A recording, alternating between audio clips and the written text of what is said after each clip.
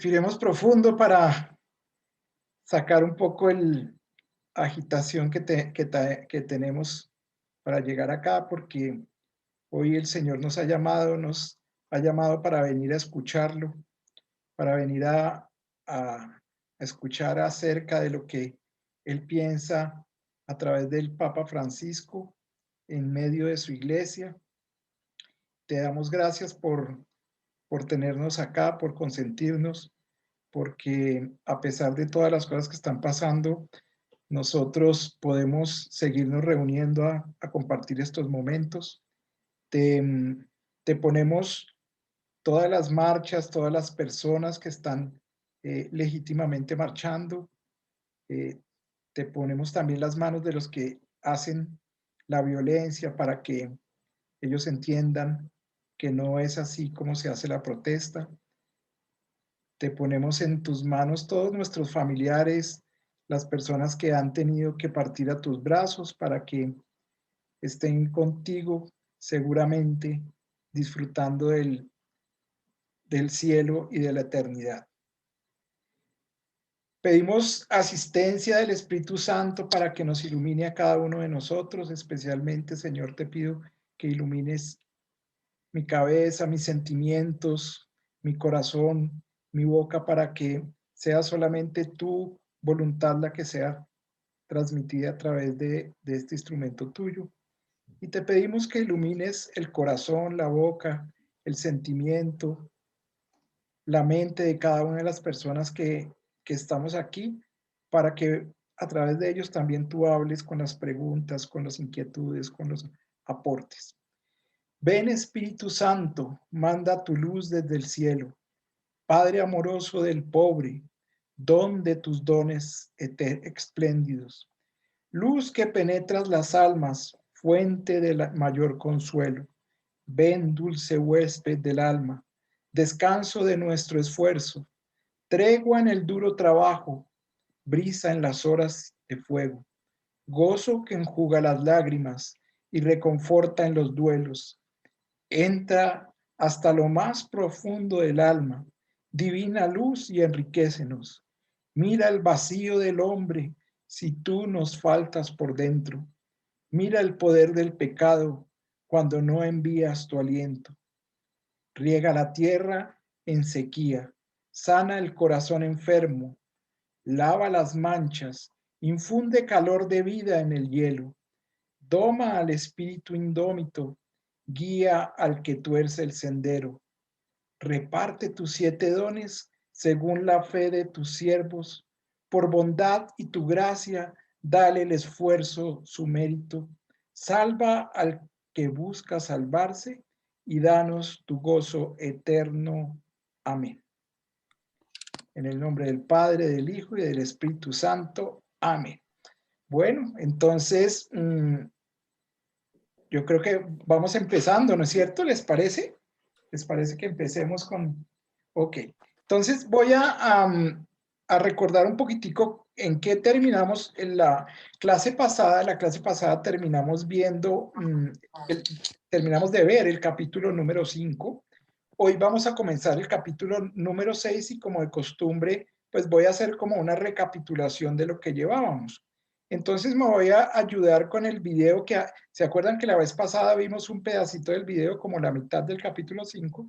Ahora vamos a acabarlo de ver para que nos sirva como de recapitulación. ¿Les parece? Entonces, perdón un segundo, yo ya voy aquí a compartírselos.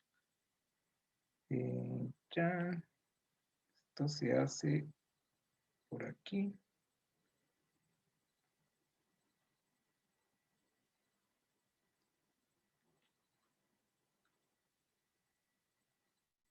Listo. ¿Ahí lo están viendo? ¿Alguien que me confirme, por favor? Sí, lo estamos viendo, Andrés. Sí, señor. Listo, listo. Entonces voy a ponerlo aquí en grande, para que lo veamos bien grande. Listo. Y aquí va.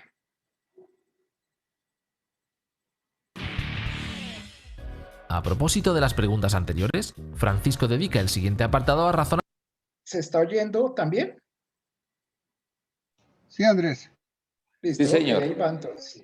Listos. Sobre la necesidad de que exista la política y de que ésta se ejerza pensando en el bien común, escapando de inercias viciosas e incorporando un diálogo interdisciplinario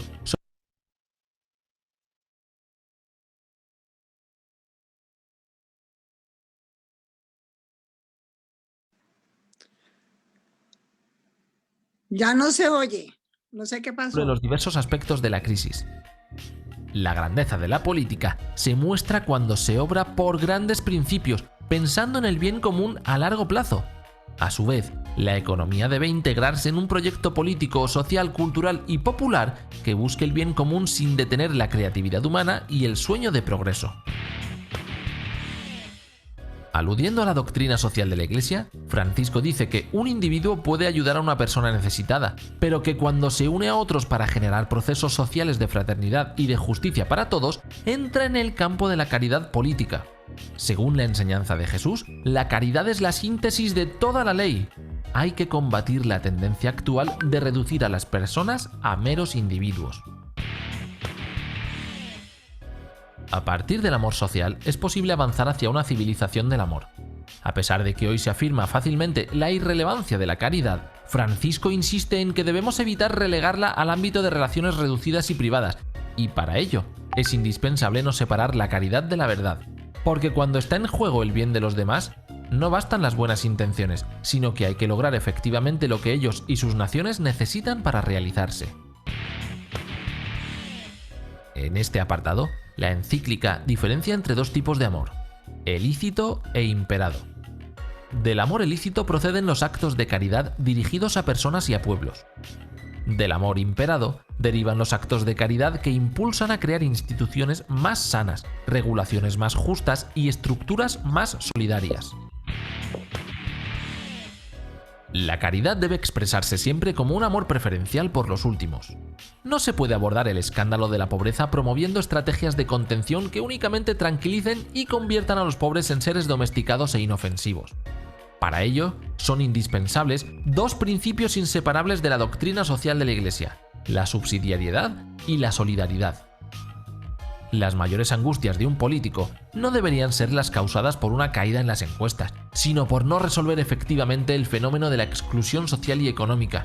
Por eso, la política mundial no puede dejar de colocar entre sus objetivos principales el de acabar eficazmente con el hambre, la sed y la trata de personas. La caridad política se expresa también en la apertura a todos. Sabe escuchar el punto de vista del otro facilitando que todos tengan un espacio. Y aquí no funcionan las negociaciones de tipo económico. Se trata de un intercambio de ofrendas en favor del bien común.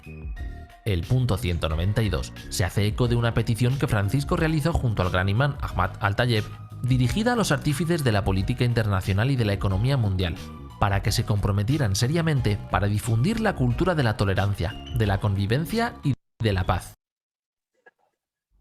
Hello and welcome. My name is Professor David Costa, and I'm here today to introduce the University of Salford online master programs. You can now complete your master.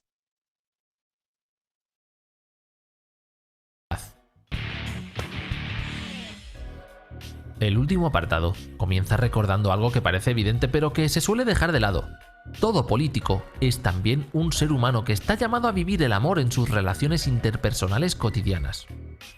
Eso da pie a razonar sobre un hecho fundamental, que en la política hay lugar para amar con ternura, que no es otra cosa que el amor cercano y concreto. Ello nos ayuda a reconocer que no siempre se trata de lograr grandes éxitos. Quien ama y ha dejado de entender la política como una mera búsqueda de poder, tiene la seguridad de que no se pierde ninguno de sus trabajos realizados con amor. Una gran nobleza es ser capaz de desatar procesos cuyos frutos serán recogidos por otros, con la esperanza puesta en las fuerzas secretas del bien que se siembra. El punto 197 termina el capítulo contrastando lo anterior con el marketing y el maquillaje mediático, que solo logran sembrar división, enemistad y un escepticismo desolador. Al final de su carrera, todo político debería hacerse esta pregunta: ¿cuánto amor puse en mi trabajo? ¿En qué hice avanzar al pueblo? ¿Qué marca dejé en la vida de la sociedad? ¿Qué lazos reales construí? ¿Qué fuerzas positivas desaté? ¿Cuánta paz sembré? ¿Y qué provoqué en el lugar que se me encomendó? En el siguiente vídeo haré un resumen del capítulo 6, cuyo título es Diálogo y amistad social. Nos vemos allí. Hasta aquí con este vídeo. Muchas gracias por verlo. Deja algún comentario, comparte en tus redes sociales y suscríbete al canal para estar al tanto de más contenido gratuito.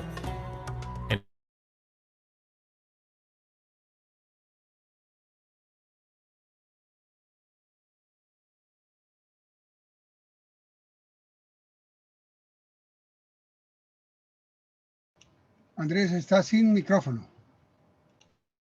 Listo.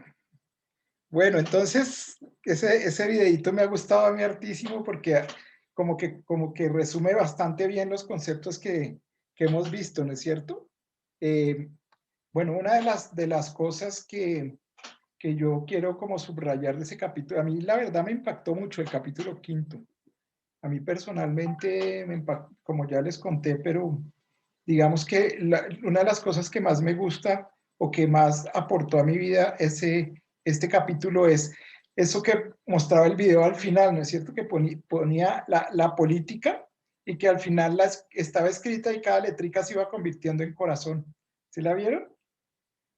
Porque nosotros como que tendemos a odiar la política y eso por lo menos me pareció a mí personalmente, pues que me ayudó mucho a entender. Y hablando con una compañera mía de teología esta semana bueno, la semana pasada, que estudia ciencias políticas, yo le decía, ¿usted para qué estudia esa vaina? Si eso es tenaz, más bien gradúese como teóloga y ya no le pare más bolas. Y esta semana me tocó pedirle perdón y decirle, oiga, la verdad es que la política yo pienso que es el mejor invento de los últimos 3000 años de la razón humana. Y gracias a esa política, de alguna manera, hoy en día tenemos sociedades como en las que vivimos, o si no, no existiríamos, ¿no? Aquí. Y también esa política, el problema no es la política, el problema es el corazón de la política. El corazón de la política lo ponemos nosotros. Y cuando ese corazón está lleno de amor, entonces la política funciona y funciona bastante bien. Y podemos mirar los corazones de políticos grandes que ha tenido el país, ¿no? Ha habido políticos buenos. En este país hemos tenido políticos buenos. Podemos mencionarlo, ¿no? Yo creo que en más dedos de los que nos caben, en los que nos caben los dedos de la mano. Pero ahí es hacia donde tenemos que tender. Y al final de la clase pasada, ¿se acuerdan de las preguntas? Acuérdense que nuestra casa y nosotros nosotros somos unos políticos en nuestra casa, un político chiquito. ¿Sí? Nosotros tenemos que ser ese político lleno de amor, ¿no es cierto? Lleno de alegría, de felicidad, con todos lo que Dios nos enseña y nos da para que esa forma de caridad política en nuestra casa se vea reflejada en todo. ¿Sí? Se vea reflejada en nuestros hijos, en nuestras relaciones con las personas con las que trabajamos, a las que empleamos y a los que nos emplean, ¿no es cierto? Ese es, digamos, como ese... Y ahí también, digamos que es interesante ahí en el video, ¿se acuerdan cuando metían que un buen político lo único que puede hacer es sembrar semillas? ¿No es? Sembrar semillas, sembrar todo el día. Nosotros como políticos tenemos que estar sembrando semillas. Y esas semillas tienen que ser semillas de caridad. Esas semillas que sembramos de caridad y tarde o temprano van a tener fruto. Y lo más bonito del fruto de la política es que ese fruto se expande como se expande el amor y hace bien a todo el que se atraviesa por esa expansión, digámoslo así. Entonces, esa es, digamos, como la gran enseñanza de este capítulo, ¿no? Yo no sé si alguien quiera como aportar algo más o arrancamos ya con el capítulo 6. Si alguien quiere hablar, tranquilo, bien pueda abrir su micrófono y darnos su punto de vista. Yo pensé que ese cuestionario del final era la entrada al cielo para los políticos. Cuando, ¿usted es político? Venga, respóndame este cuestionario. Buen punto, Alberto. Sí, yo creo que es la entrada al cielo no solamente para los políticos, sino para nosotros también. A nosotros nos van a preguntar cuando lleguemos y nos encontremos con Dios, ¿cuánto has amado? Esa es la principal pregunta. ¿Cuánto bien has hecho? Ese es digamos que yo creo que es para los políticos, para nosotros como políticos chiquitos en cada uno de nuestros roles. Gracias, Alberto. Ok, creo que no hay más. ¿Alguien más quiere decir algo? Que le haya inspirado el Señor en su reflexión.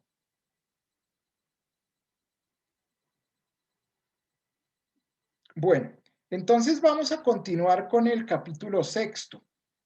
Aquí está el capítulo 6. Tiene 8 numerales, que son los que están ahí. Los tengo partidos en la mitad, porque hoy vamos a ver estos 4, o espero que podamos ver estos 4. ¿Y por qué los tengo partidos en la mitad? Porque yo quiero que alguno de ustedes, el que quiera, levante la mano y me ayude a exponer uno o varios de los 4 capítulos que vamos a exponer en la próxima clase. Obviamente yo les voy a ayudar y pues la idea un poquito es que no se aburran tanto de este burro hablando y que también un poquitico ustedes, digamos que se lancen a explicar estas cosas, porque el Señor nos tiene aquí es para que de alguna manera los que quieran y los que puedan hacerlo y los que tengan el tiempo, pues de leerse los 4 capítulos, los 4 punticos en realidad son como unas 6 hojitas y exponérnosla a todos, así como al estilo pues pueden tomar como ejemplo lo que yo hago, pero si quieren inventarse algo nuevo y hacerlo, entonces el que quiera, por favor, me escribe al chat y dice, mire, yo quiero de los 4 puntos que hay ahí en la pantalla, ya los voy a volver, ahí se ven, ¿no es cierto? De los 4 puntos. Ahora, a mí me gusta que esta tarea la hagamos en grupo. Entonces, no la vamos a hacer solito, sino la vamos a hacer en grupos de 2 personas. Entonces, como es difícil reunirnos más personas, entonces vamos a las 2 personas que escojan un mismo punto, entonces yo las voy a conectar o se van a conectar por el chat para que entre las 2 personas desarrollen ese punto. ¿Les parece? ¿Sí estarían después? ¿Quiénes levanten la mano un poquito? ¿Quiénes podrían hacerlo? ¿Tienen el tiempo? ¿Se sienten con la disponibilidad para hacerlo?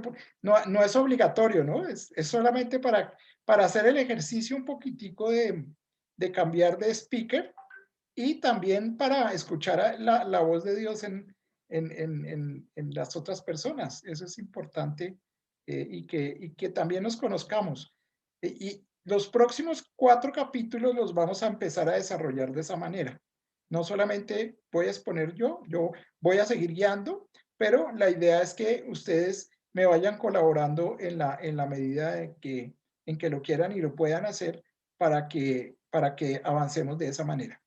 ¿Listo? Entonces espero que me escriban en el chat y que tengamos, pues, podamos hacerlo. Entonces, en parejas, vamos a escoger uno de los 4 que están ahí en la pantalla, de los 4 de abajo, porque espero que los 4 de arriba los veamos, y me ayuden a exponer cualquiera de esos. Cuestión de 5 minutos, bueno, dependiendo de lo que el Señor les inspire en cada uno de los puntos. La idea es que de pronto como son 4 puntos y tenemos 60 minutos y nos gastamos como 10 en la oración y al principio, entonces que no nos gastemos por ahí más de 10, 12 minutos en cada punto.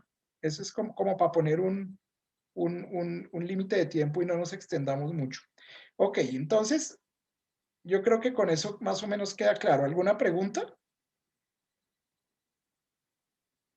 Yo creo que en el grupo hay expositores excelentes, mi Andresito, y que son muy capaces de hacer este tipo de exposición y discernimiento sobre cada punto. Entonces, la verdad es que yo no me ofrezco porque yo las exposiciones en las que intervengo no me siento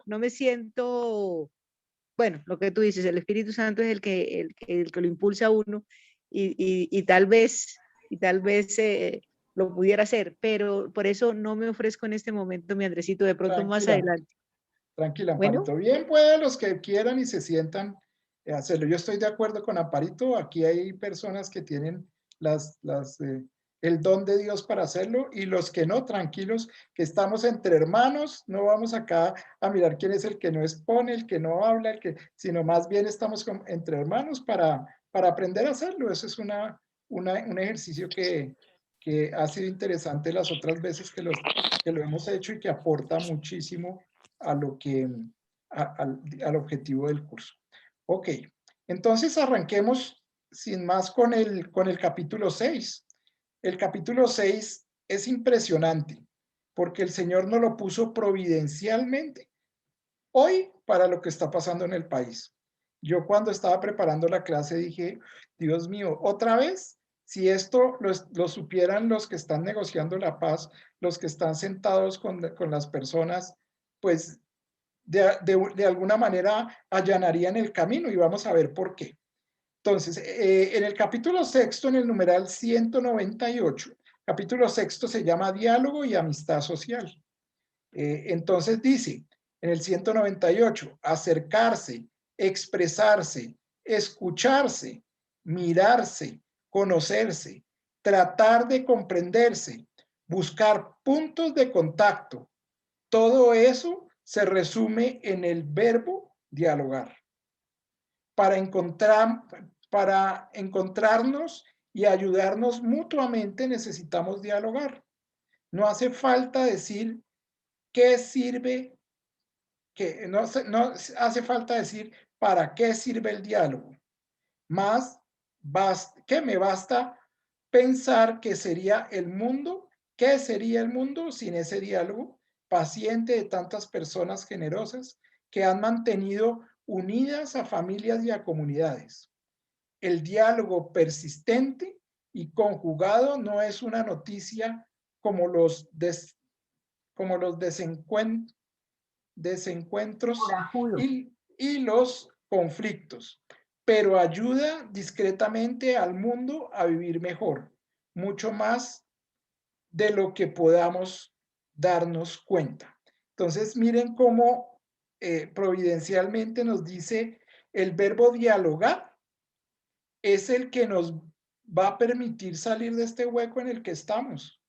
Necesitamos dialogar porque el diálogo, y ese diálogo tiene que ser persistente, tiene que ser un diálogo, y ese diálogo no es solamente allá los promotores del paro con el gobierno, sino ese diálogo somos todos nosotros con las personas que nos encontramos, con las personas con las que estamos de acuerdo y no estamos de acuerdo, porque todos tenemos que practicar eso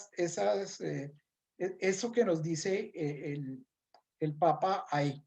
Entonces, el primer numeral dice el diálogo social hacia una nueva cultura. Nelson, ¿me puedes ayudar para leerlo? Que a mí me toma el pelo aquí la pantalla porque me queda muy chiquita. Con mucho gusto, Andrés, con mucho Gracias. gusto. Dice, el diálogo social hacia una nueva cultura. Sí, señor. Algunos tratan de... ¿Me escuchas? Perfecto, te estamos escuchando, sí, señor. Algunos tratan de huir de la realidad. Te estamos escuchando. Dime. Como en misa, buenísimo. Sí. ¿Sabes qué pasa? Que estoy en un salón comunal. No, pero se te oye perfecto, es por tomar del pelo yo. Bueno, listo. Dice, algunos tratan de huir de la realidad refugiándose en mundos privados y otros la enfrentan con violencia destructiva. Pero entre la indiferencia egoísta y la protesta violenta, siempre hay una opción posible, el diálogo. El diálogo entre las generaciones, el diálogo en el pueblo, porque todos somos pueblo. La capacidad de dar y recibir, permaneciendo abiertos a la verdad. Un país crece cuando sus diversas riquezas culturales dialogan de manera constructiva. la cultura popular, la universitaria, la juvenil, la artística, la tecnológica, la cultura económica, la cultura de la familia y de los medios de comunicación. Gracias, Nel. Bueno, a mí me llama la atención mucho aquí el tema de huir de la realidad. Y el Papa lo trata como, algunos tratan de huir de la realidad, refugiándose en mundos privados. Ese es, digamos, uno de los principales problemas que se ven cuando no hay diálogo, cuando no hay comunicación. Ese huir, pues, puede ser de muchas formas. Y ese huir, si lo vemos desde el punto de vista personal, en nosotros, pues, nos puede llevar a como desconectarnos de los problemas de la casa, de los problemas del trabajo, de los problemas de la familia, de muchas maneras, ¿no? Hay personas que resuelven ponerse bravos, por ejemplo. Entonces, yo soy bravo y con nadie puede hablar conmigo. Entonces, como nadie puede hablar conmigo, entonces no hay comunicación, entonces no hay solución de los problemas, no hay diálogo, no hay, digamos, un camino importante. Hay otras personas que se evaden, que huyen, pues a través de, no sé, del fútbol, por decir algo. No, aquí en esta casa no se ve sino fútbol. Y entonces fútbol por la mañana, fútbol por la tarde, fútbol al mediodía, ¿sí? Pero en la casa no se puede sino hablar de fútbol. Eso también es huir, ¿no? No estoy diciendo que el fútbol sea malo. Es bueno, pero pues en la medida en que, pues en la medida justa. Y, por ejemplo, la religión, yo también les he dicho que puede ser un medio de huida. Y de ese sí que nos tenemos que cuidar. Porque uno dice, uno del fútbol se aburre. Pero cuando empieza uno a huirse a través del emocionalismo, a través de la religiosidad, y entonces a mí no me hablen porque estoy rezando el rosario. A mí no me digan porque es que tengo que irme a la parroquia a ayudar a la comunión. Llego después a las 10 de la noche y ni siquiera hablé con mis hijos porque estaba en la reunión de Emaús. Y me la paso en esas toda la semana. Eso se llama huir a través de la religión. Entonces, tenemos que cuidarnos muchísimo de eso porque la religión, y bien lo decía Nietzsche, ahí sí le damos la razón a Nietzsche, ¿no? La religión se puede convertir en el opio del pueblo. El opio, pues, es la droga que nos hace sentir chévere, que no nos conecta con la realidad, de la cual nos salen soluciones. Cuando, ese es básicamente a lo que yo me refiero. Sí, Amparito, dime. Y yo pienso, Andresito, que eso suele pasar cuando no se tienen argumentos. ¿No es cierto? Que le den solución a una determinada situación, a una determinada realidad. Entonces, la gente se refugia, como decías tú, en la molestia, en que es que no quiero hablar, bueno, en tantas cosas para huir precisamente porque no hay un argumento fuerte, pues, que pueda darle una solución al momento que se requiere, ¿no es cierto? Entonces a mí me parece que las personas que huyen de esas realidades y se refugian, así como dice el Papa Francisco, pues es por eso, porque no tienen un argumento que pueda tomar y solucionar sí, ese momento que se puede estar viviendo. Sí, Amparito, estoy completamente de acuerdo. Eso es importante y un poquitico, sí, Nelson, dime. Sigue. No, mira, es cierto, como dice acá, siempre hay una opción posible del diálogo.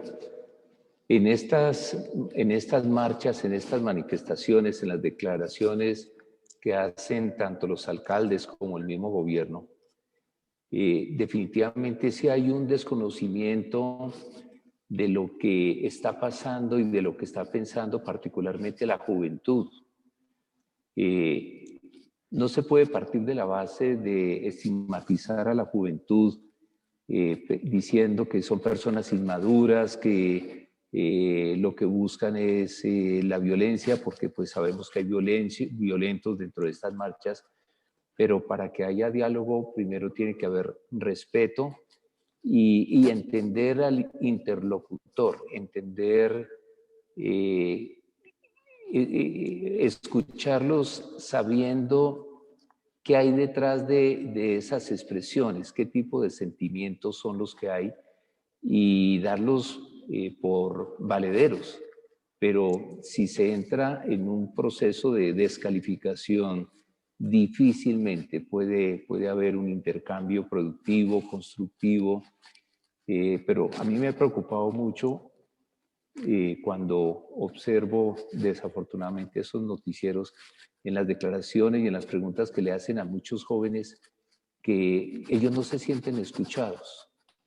Y sí hace falta llegar, acercarse a ellos y entender por qué de sus protestas y hacerles ver genuinamente que se les respeta su manera de pensar y sus posiciones. Entonces, ese era un poco, hay que respetar, aceptar, entender y validar al interlocutor, era mi punto. Gracias, Nelson, muy bien. Mira que yo personalmente pienso que cada uno de esos muchachos violentos que está marchando y se deja llevar por la violencia, probablemente no lo escuchan en la casa, lo que tú dices. Probablemente el papá, la mamá, los hermanos no lo escuchan en la casa, entonces él sale a gritar a la calle y pues si no lo escuchan en la casa uno, pues tremendo. Entonces ahí es el primer llamado, digamos, a nosotros como personas. Estamos escuchando a las personas con las que yo convivo. En realidad yo me siento con las orejas abiertas, con las parabólicas abiertas, a escucharlos, sea cual sea la persona, tenga el nivel cultural que tenga, sea el chinito de 3 años o sea el muchacho de 17. Es importantísimo ese tema que tú dices, Nelson. Y con respecto a la huida, pues es esa, ¿no? El muchacho huye a la calle cuando no lo escuchan. Pensando y a uno también, a uno cuando no lo escuchan en la calle, en la casa, pues se va a buscar a ver quién lo escuche por fuera. Entonces, digamos, también hay que pensar en esa actitud de escucha, que tiene dos polos, ¿no? Siempre el que escucha y el que habla, porque si uno se siente a escuchar y nadie le habla, pues tremendo, ¿no? Entonces, debe haber como un equilibrio, tiene que haber un alma, un ánima que mueve a las personas a escuchar y a hablar y a establecer esa comunicación en donde uno habla, el otro escucha, y cuando el otro se calla, el que hablaba ya escucha y el otro habla. Entonces ese es, digamos, como el tema importante.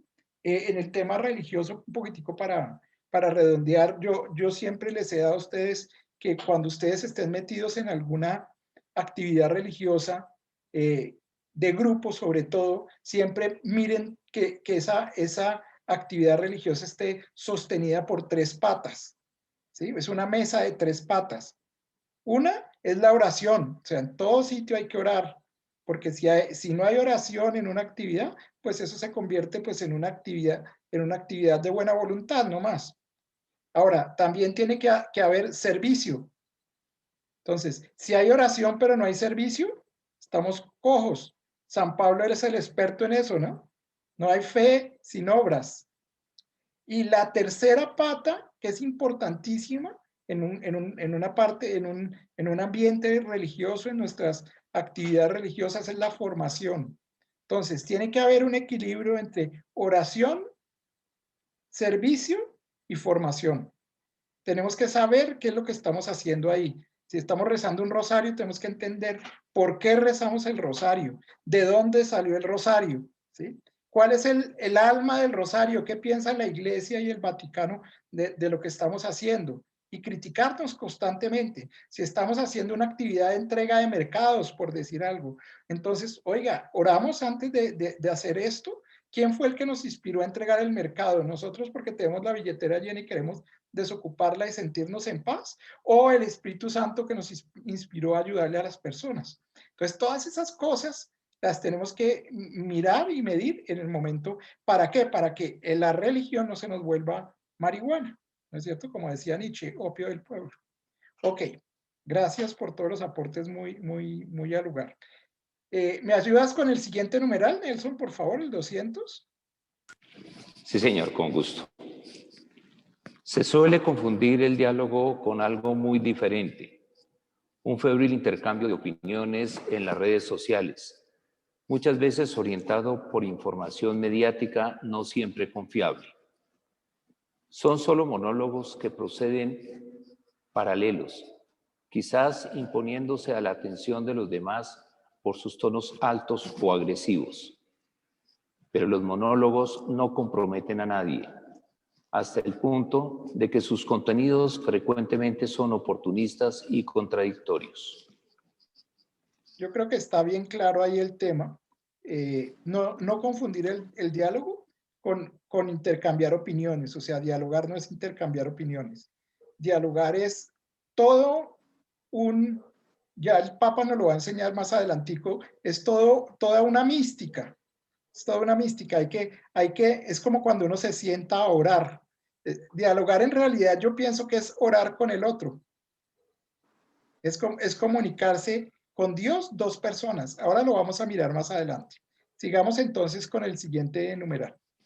201. Ok. Dice, la resonante difusión de hechos y reclamos en los medios en realidad suele cerrar las posibilidades del diálogo, porque permite que cada uno mantenga intocables y sin matices sus ideas, intereses y opciones con la excusa de los errores ajenos. Prima la costumbre de descalificar rápidamente al adversario, aplicándole epítetos humillantes, en lugar de enfrentar un diálogo abierto y respetuoso, donde se busque alcanzar una síntesis superadora. Lo peor es que este lenguaje, habitual en el contexto mediático de una campaña política, se ha generalizado de tal manera que todos lo utilizan cotidianamente. El debate frecuentemente es manoseado por determinados intereses que tienen mayor poder, procurando deshonestamente inclinar la opinión pública a su favor.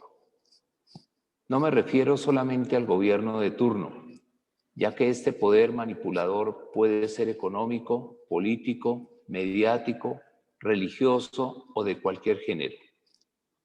A veces se lo justifica o excusa cuando su dinámica responde a los propios intereses económicos o ideológicos, pero tarde o temprano se vuelve en contra de esos mismos intereses.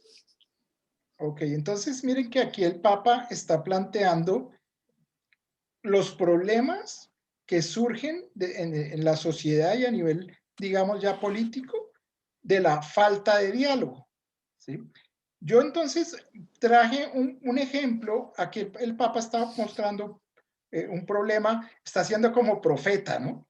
Es increíble, o sea, esto lo escribió él el año pasado, como antecitos, como un par de meses, por ahí como en noviembre, ¿no? Como en octubre, antecitos de octubre lo escribió, y hoy en día esto aplica tremendamente a lo que está pasando.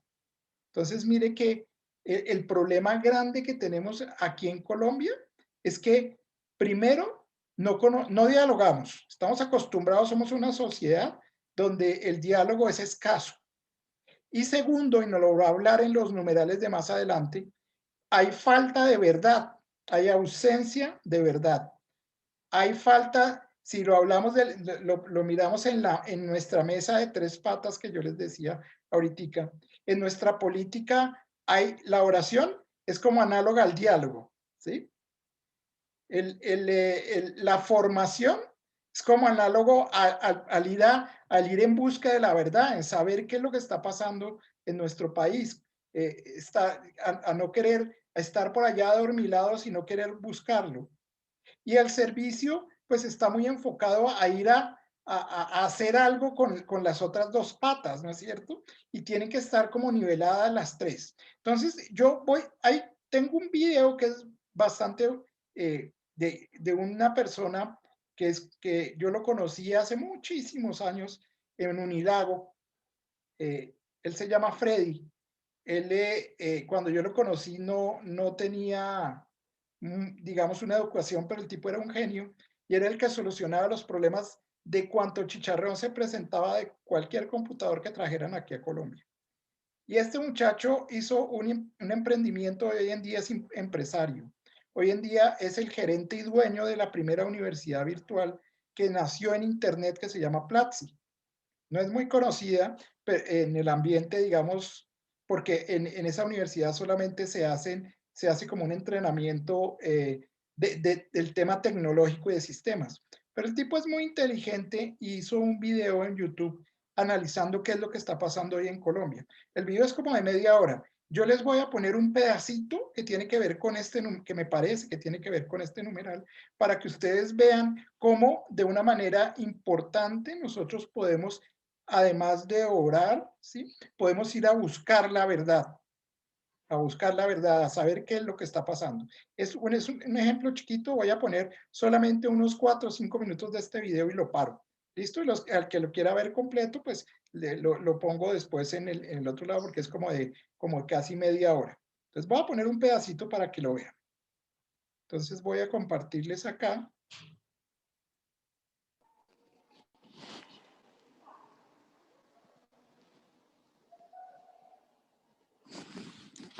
Ok, el video se llama ¿Qué está pasando en Colombia en el 2021? Voy a ponerlo grandecito para que lo vean.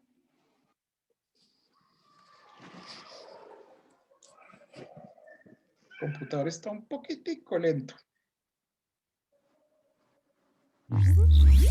Platzi, educación online efectiva.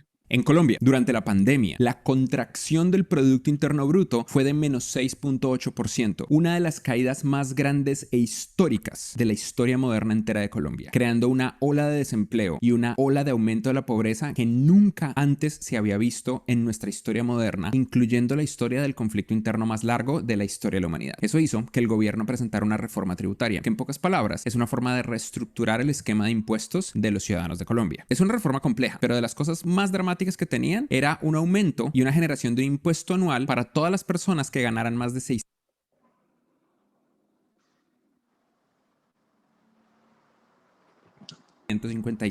al mes, que en pesos colombianos es más o menos 2.6 millones de pesos. También le agregaba un IVA o impuesto laboral agregado del 19% a cosas que antes no tenían IVA, como los servicios públicos, la gasolina, internet y la canasta básica, incluyendo, por ejemplo, los servicios funerarios. Esto en el contexto de que la pandemia contrajo la clase media, se redujo en 2.17 millones de personas y que por supuesto la pandemia generó un nivel de desempleo y pobreza tan grande que no había más que reaccionar de una manera extremadamente negativa a esta reforma. Al día de hoy, en el momento de la transmisión de este video, la reforma fue retirada y el ministro de Hacienda, Carrasquilla, que fue el creador de esta reforma, salió y ya no es parte del ministerio. Pero eso no significa que las cosas estén bien. Antes de hablarles de por qué Colombia está en protestas, quiero explicarles lo que va a pasar en este video. Este video te va a crear una profunda reacción emocional y es inevitable, no importa en el bando que estés. La razón es que la verdad es compleja y no hay un solo bando que tenga la verdad absoluta de lo que está pasando, lo que significa que muy probablemente van a haber cosas que yo te diga que vas a odiar. Eso significa que van a haber personas que me digan fascista y derechista y otras personas que me digan comunista e izquierdista. Pero es inevitable, porque el otro problema es que tenemos que entender que no nos va a salvar una persona. El problema más grande de Latinoamérica es esta teoría de que hay un caudillo salvador que va a arreglar todos los problemas. Pregúntenle a México cómo les está yendo con eso. Esto nunca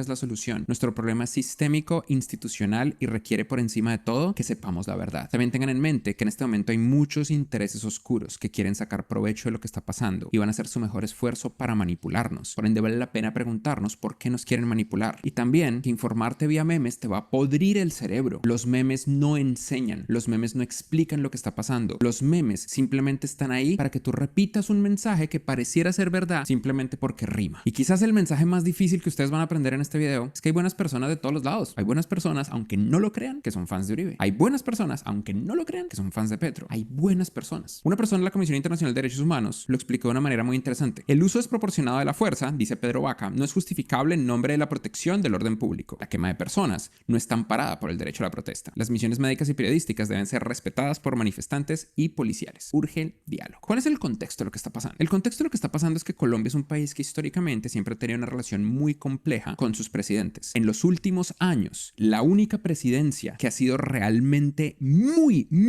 popular ha sido la de Álvaro Uribe. Y antes de eso, la de César Gaviria. Y esto fue porque César Gaviria fue el presidente que tuvo la misión de acabar con Pablo Escobar hace décadas. Desde entonces, y en particular desde que Juan Manuel Santos propuso los acuerdos de paz que terminaron con la guerra civil más grande de la historia de la humanidad, no hemos tenido un presidente popular. En particular, el presidente actual, Iván Duque, es extremadamente impopular. Solamente el 33% de la población aprueban su gestión, lo que significa que 2/3 de la población la desaprueban. Por ende, para entender qué es lo que es esta reforma tributaria y por qué era importante, porque esta es una cosa interesante, la reforma tributaria era importante, hay que responder una pregunta. Responde esta pregunta: ¿cuánto dinero ganan en tu hogar al mes? Se define un hogar como un promedio, un lugar donde vivan 3 a 4 personas. Piensa en mamá, papá y un hijo. Eso es un hogar. Cuando sumas los ingresos de todas las personas que viven en ese hogar, ¿cuánto dinero ganan en tu hogar al mes? Resulta que en Colombia, de acuerdo al Observatorio Fiscal de la Universidad Javeriana, el top 1% de los hogares más ricos de Colombia ganan más de $3,600 al mes, es decir, más de 14 millones de pesos. Si tú en tu hogar, el ingreso acumulado de tu hogar es de más de 14 millones de pesos, tú eres del top 1%. Tú eres de la burguesía de la burguesía. No porque en Colombia seamos hiper ricos, es más bien porque en Colombia incluso ser rico es ser pobre. 14 millones de pesos es todo lo que necesitas para estar en el top 1%. Y recuerda, no es por persona, es por familia, que son grupos de 3 a 4 personas. ¿Cuánto gana el top 10%? Gana aproximadamente más de 6 millones de pesos. Si en tu familia en conjunto ganan más de 6 millones de pesos, tú estás en el top 10%, que es lo más probable si, por ejemplo, estudiaste en Platzi. ¿Y cuánto gana el 70% más bajo? El 70% más bajo de Colombia, es decir, por familia, ganan menos de 2 millones de pesos por familia. Y recuerda, estos son ingresos no por persona, sino por familia. ¿Cuántas personas viven en familias que ganan menos de 2 millones de pesos? 35 millones de personas, de las 50 millones de personas que viven en Colombia. Pero eso no es lo más importante. Lo más importante es que hay 5 millones de familias en Colombia que viven con menos de $237 al mes, con menos de 600,000 pesos o 700 algo. Familias, no personas. Entonces pregúntate esto cuando estés reaccionando a la protesta. ¿Dónde en este esquema está tu familia? Muy probablemente, dependiendo de dónde estés, vas a reaccionar a la protesta. Por ejemplo, muy probablemente, si tú trabajas en tecnología o en la economía digital, si tú estudiaste en Platzi y después de 12 meses conseguiste un empleo, estás aquí, en el grafiquito verde. Muy probablemente estás en el lugar donde tu familia está en el top 10% de la nación. Y ahora que entendemos eso, entendamos el espíritu de la reforma tributaria. ¿Saben ustedes que Colombia recibe la segunda menor cantidad de... Bueno, por ahí lo voy a dejar porque ya nos llevamos 5 minutos. Es un video bastante... Nos dejaste iniciados, Andresito. Bastante interesante. Se los voy a poner en el chat para que lo puedan terminar de ver. Pero lo que tiene que ver con el tema que estamos haciendo son dos temas. Mire que este señor es completamente religioso. El tipo nunca ha leído, yo creo que nunca ha leído al Papa Francisco. Es un muchacho bastante joven, como ven ahí, y es una persona, pues, digamos que el Espíritu Santo lo domina, yo creo, porque dijo, en ese 5 minuticos que vimos de video, dijo como 10 verdades, y habló de la verdad, y esa es, digamos, una de las cosas que nos trae acá. Encontró que el diálogo es lo que nos falta, increíble, ¿no? O sea, encontró lo que encontró el Papa por otro lado. Fíjense que eso para mí es una diosidencia. Ahora, y termina, digamos que el video, o por lo menos hasta donde lo terminamos, ahí en los primeros 5 minutos del video pudimos ver cuál es el problema en Colombia. ¿Sí lo vieron? El problema es que el 70% de la riqueza... La desigualdad. ¿sí? La desigualdad, ¿no es cierto? La desigualdad es terrible en Colombia y más adelante yo los invito a que acaben de ver el video porque él más adelante basado en números, o sea, él no es hablando, sino él es basado en números, basado en los indicadores de pobreza del mundo, compara la pobreza de Colombia, compara los ingresos de Colombia. Ahora, también hay otra cosa más adelante que hay en el video que yo nunca me imaginaba. Colombia es el país que, digamos, que impositivamente, o sea, en los impuestos, más le pega duro a las empresas en el mundo. Las empresas colombianas son las que más tributan en este país. increíble. O sea, desde ese punto de vista uno dice, no, los que debían estar marchando son los empresarios, y no, lo que pasa es que los empresarios, gracias Andrés, a Dios. una cosa, voy a decir, ¿sí? yo vi el video. Sí. Colombia es uno de los países donde los empresarios pagan más, pero el resto pagamos menos que los demás. Eso, muy bien, muy bien. No vamos a hablar ahorita de política porque es interesantísimo. O sea, a mí el tema cada día me gusta más, y cuando mete uno a Dios ahí, pues cada día cobra más sentido. Pero digamos que para lo que estamos leyendo es importante digamos, como esas tres cosas: diálogo, verdad, porque él habla de la verdad, o sea, de una de las patas de la formación, de las patas de mi mesa, ¿sí? El diálogo es la oración, ¿sí? Y la otra es el servicio. Entonces, yo pienso que hoy nuestra política está tremendamente desbalanceada. Tremenda, o sea, no se para, no hay forma de pararla, porque no hay o muchas cosas de un lado a otro, y nuestros políticos no se dedican a las tres cosas. Ok, esa es mi idea, pero vamos a ver qué dice el Papa con esto. Entonces, si quieren, sigamos leyendo. Estábamos en el numeral 201, ¿no es cierto, Nelson? Correcto, vamos al 202. Entonces, vámonos con el 202, por favor. Dice, con gusto, la falta de diálogo implica que ninguno en los distintos sectores está preocupado por el bien común, sino por la adquisición de los beneficios que otorga el poder, o en el mejor de los casos, por imponer su forma de pensar. Así, las conversaciones se convertirán en meras negociaciones para que cada uno pueda rasguñar todo el poder y los mayores beneficios posibles, no en una búsqueda conjunta que genere bien común. Los héroes del futuro serán los que sepan romper esa lógica enfermiza y decidan sostener con respeto una palabra cargada de verdad, más allá de las conveniencias personales. Dios quiera que esos héroes se estén gestando silenciosamente en el corazón de nuestra sociedad. Entonces, miren cómo el Papa dice, necesitamos verdad. Y ahora vamos a ver qué es verdad, porque la verdad está muy mal vilipendiada. Hay gente que uno habla con ellos en la calle, y pues yo les he dado aquí algunos ejemplos de verdad, ¿no? En algunas de las clases les digo, si yo les digo ahorita que la verdad es que es de día, pues ustedes no me lo pueden refutar pues digamos, con muchas razones. Entonces, la verdad es que es de día, y si yo les digo que es de noche, usted me dice, no, Andrés, mire, está haciendo sol, es de día, ¿cómo me va a decir que es de noche? Entonces, la verdad sale por encima de todo. Y digamos que yo lo que quiero llamar aquí la atención es que es a lo contrario de verdad. Lo contrario de verdad es mentira. Lo contrario de verdad es máscara. Lo contrario de verdad es hacerle el juego a lo que no es verdad. Y eso es lo que acaba a una persona, a un pueblo. Es más, la falta de verdad, ¿sabe cómo se llama? Pecado. La mentira es pecado. La mentira es pecado, y la mentira puede ser chiquitica o grande, es pecado. Entonces, no hay mentiras piadosas, no nos dejemos engañar con todo ese tipo de elucubraciones, porque la falta de verdad es la que provoca el mal en el mundo. Por eso el Señor era muy tajante en eso. La falta de verdad es la mentira. Y la mentira, y por eso le dice al demonio el rey de la mentira. Entonces vamos a seguir con el siguiente numeral para poder un poco definir qué es verdad. Entonces, por favor, sigue, Nelson, con el 203. Gracias, Andresito. Nos vemos, mi Andresito. Un beso. Bueno, Amparito, gracias. Un beso para todos. Gracias. Bueno, gracias, Amparito, por acompañarnos. Listos. Bueno, este numeral se titula Construir en común.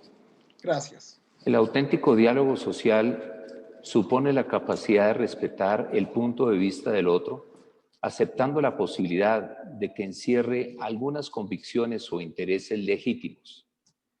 Desde su identidad, el otro tiene algo para aportar, y es deseable que profundice y exponga su propia posición para que el debate público sea más completo todavía. Es cierto que cuando una persona o un grupo es coherente con lo que piensa, adhiere firmemente a valores y convicciones y desarrolla un pensamiento, eso de un modo o de otro beneficiará a la sociedad. Pero esto solo ocurre realmente en la medida en que dicho desarrollo se realice en diálogo y apertura a los otros. Porque en un verdadero espíritu de diálogo se alimenta la capacidad de comprender el sentido de lo que el otro dice y hace, aunque uno no pueda asumirlo como una convicción propia. Así se vuelve posible ser sinceros, no disimular lo que creemos sin dejar de conversar, de buscar puntos de contacto y sobre todo de trabajar y luchar juntos. Si quieres, paremos por ahí, Nelson, gracias. Entonces, miren que la verdad, en ese último pedacito, en un verdadero espíritu de diálogo se alimenta la capacidad de comprender el sentido de lo que el otro dice y hace, aunque uno no pueda asumirlo como una convicción propia. Entonces, cuando nosotros empezamos el diálogo, en ese diálogo empieza la búsqueda de la verdad. ¿Cuál es la búsqueda de la verdad? ¿Mi verdad o la del otro? Es digamos, la pregunta. Y la respuesta está ahí. No es la búsqueda de la verdad del uno o del otro. Es el consenso entre los dos, ¿sí?, el que permite llegar a la verdad. La verdad no se posee, ¿sí? La verdad está ahí y tenemos que descubrirla.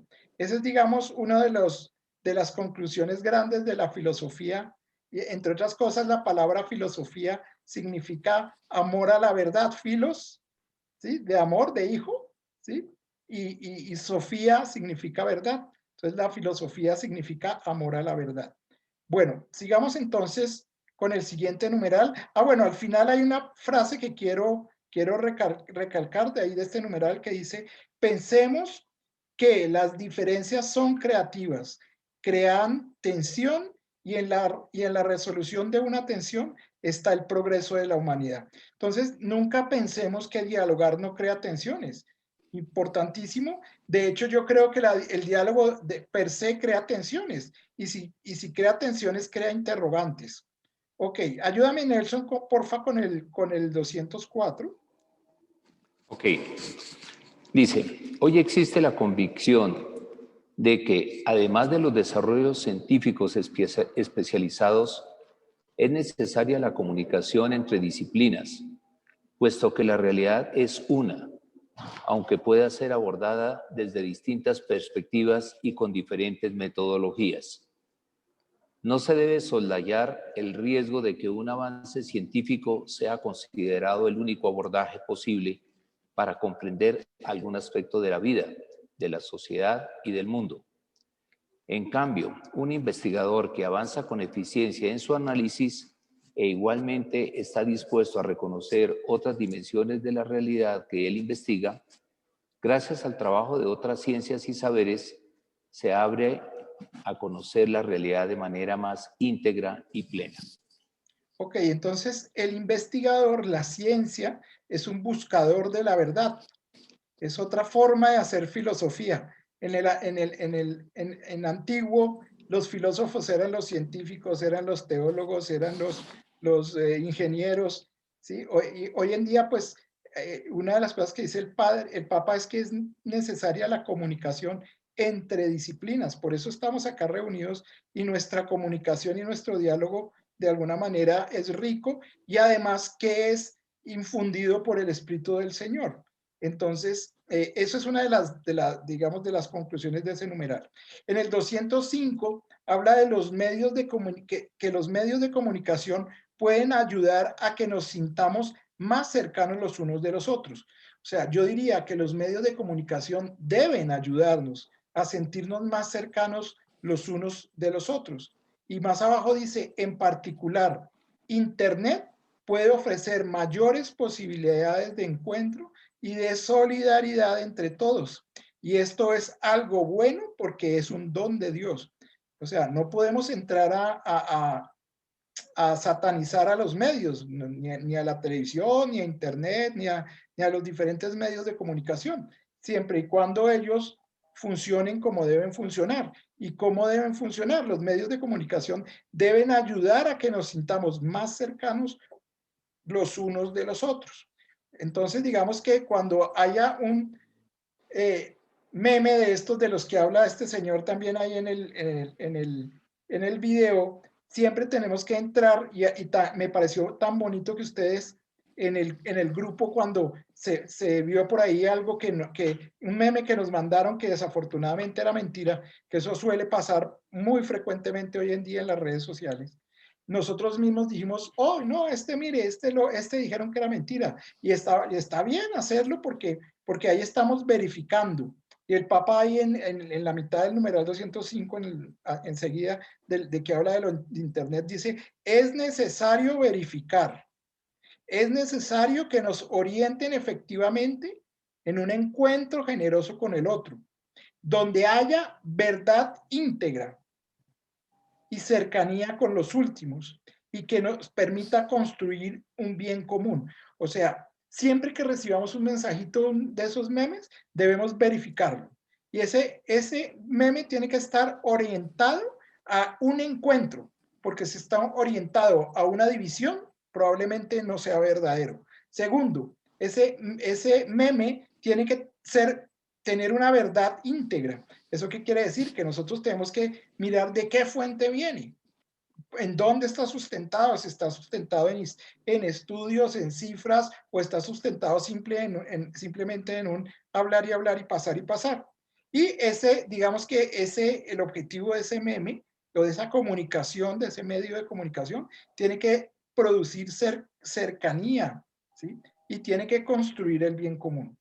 Si no construye el bien común, entonces lo está destruyendo.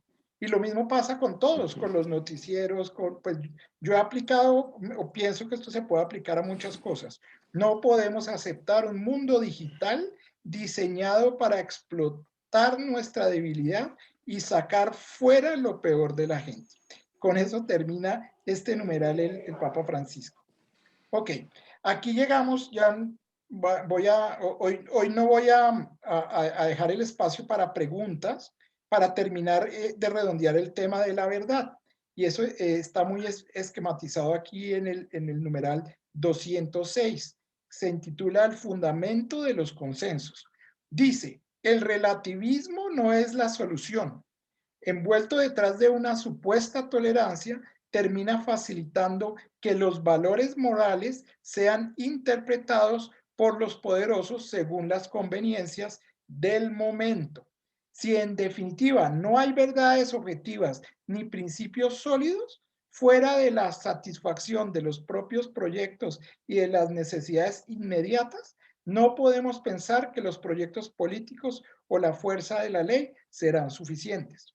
Cuando es la cultura la que se corrompe y ya no se reconoce alguna verdad objetiva a unos principios universalmente válidos. Las leyes solo se entenderán como imposiciones arbitrarias y como obstáculos a evitar. Entonces, miren, aquí el Papa empieza a hablar del relativismo, que es un movimiento filosófico desde hace muchos años y que lo definen curiosamente muy bien ahí.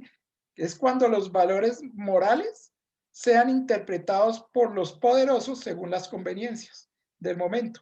Es como voltear las cosas, entonces llegan y dicen, no, abortar no es malo, no, matar es bueno en cierto sentido. Si al que matamos es un guerrillero y al que matamos no es un ciudadano, pues está bien matar al guerrillero. Entonces hay balas que se castigan y balas que no.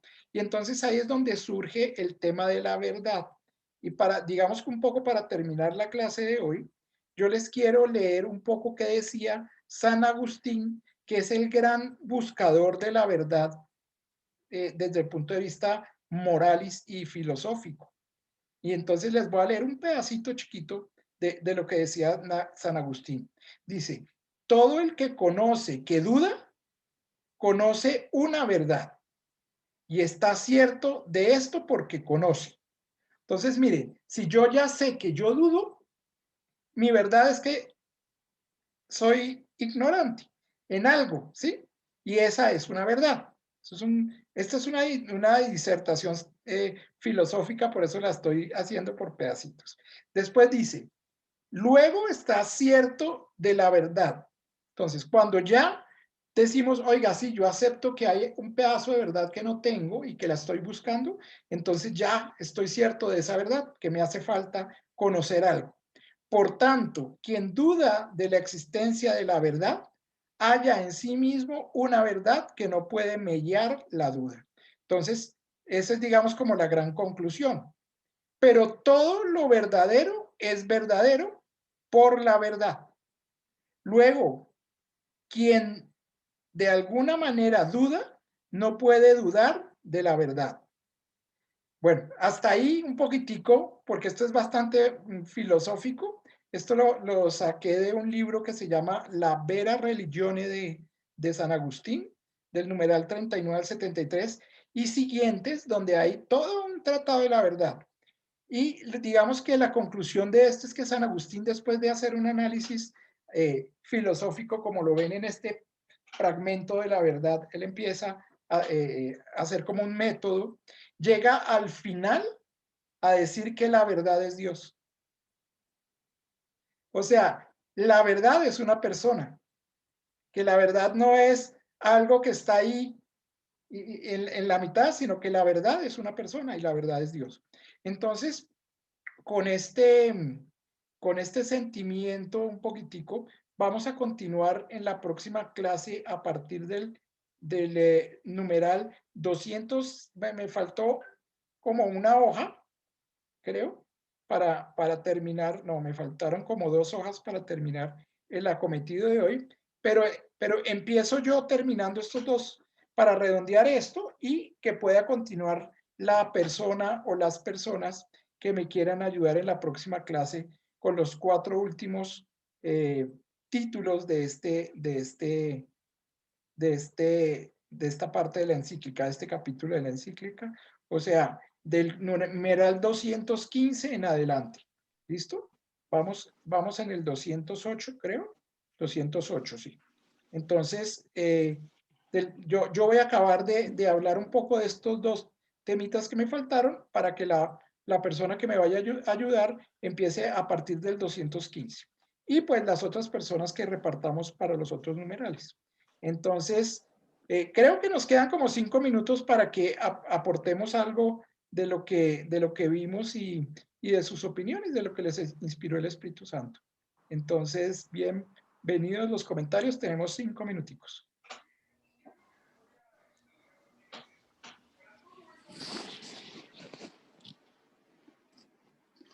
Los veo muy callados.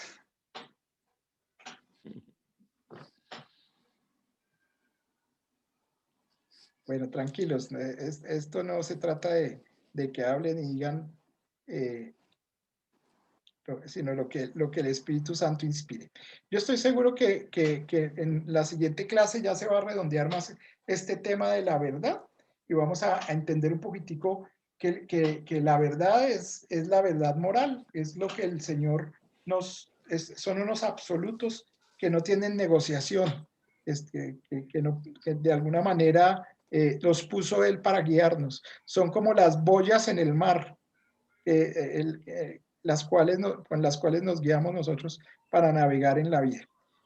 Bueno, yo creo que entonces dejemos por ahora así. Muchas gracias a todos por la asistencia. Les voy a poner el video para que lo acaben de ver. Que Dios los bendiga y que tengan una muy buena semana. Muchas gracias. Gracias, lo mismo, Andrés. Gracias, Andrés. Gracias. Hasta luego. Gracias. Gracias, Andresito.